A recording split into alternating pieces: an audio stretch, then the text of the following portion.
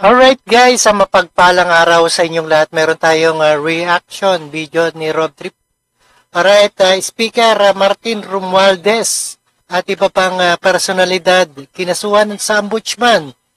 Alright?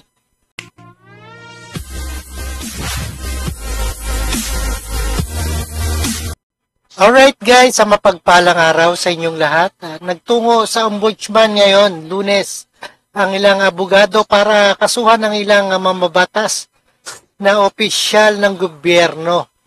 Alright, panoorin natin guys dito sa SMNI. Nagtungo sa ombudsman ngayong Lunes ang ilang abogado para kasuhan ang isang mataas na opisyal ng gobyerno. Si MJ Mondihar sa report.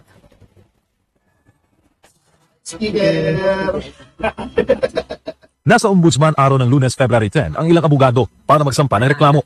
Ang kakasuhan, si House Speaker Martin Romualdez sa isyu ng umunoy insertion sa 2025 national budget. Ayon sa complainants, nilabag raw ni na Speaker Romualdez, Majority Leader Manuel Dalipe at House Budget Leaders na sina Zaldi Co at Stella Kimbo. Ayun, kakasuhan na, no? Kaya ito, maganda na si Speaker Romualdez at iba pang personalidad kinasuhan sa ombudsman. Alright?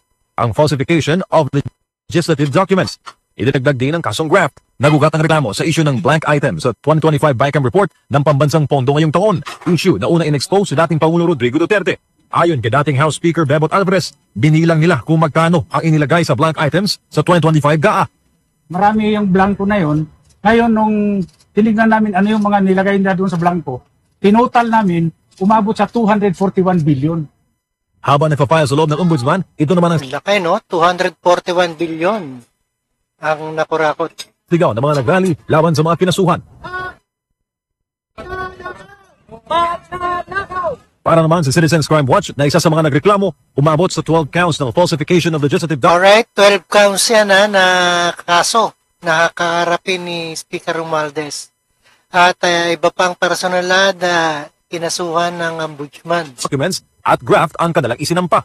Well, kaya po 12 counts yan ay 12 times po nilang pinunuan yung mga blanks. Yun po ang inapprove ng BICAM ay 0, nakalagay 0. No, si 12 counts, si Sara 3 counts o 4 counts lang, no? Ang dami. At po yun, pagdating sa Pangulo, 0 din. Hindi pwedeng palitan yun unless may typographical error, maling spelling, maling formatting, or misspelling. Yun lang po ang kailangan o wrong grammar. Hindi Alright, po pwedeng yan ilagay yung 0. kakasuhan. 90 billion or 80 billion o kahit 10,000 pesos po, hindi nyo pwedeng gawin yun. Kahit piso nga basta 0. So 12 times po namin nabilang na meron pong ganong insertion. Yung singit, oo. Iginagalang naman ng Kamara ang paghahain ng reklamo sa ombudsman kaugnay sa umunoy insertion sa 2025 national budget. Samantala, pagkakabilanggo mula 6 na taon at 1 buwan hanggang 15 taon at perpetual disqualifications paghawak ng 15 taon na pagkakakulong niya na pag napatunayan itong si Speaker Martin Romualdez. posisyon sa gobyerno ang parusa sa kaso. Ayon sa grupo, hindi diversionary tactic ang reklamo kasunod ng pagkaka-impeach ni VP Sara Duterte sa Kamara. Wala rin daw kinalaman si dating Pangulo Rodrigo Duterte sa inihaing kaso. Ayaw nilang pag-usapan yan dahil sigurado swak na swak sila sa yung kaso. Kaya sila ang gumawa ng Swak na swak ang kaso, ha? tactic.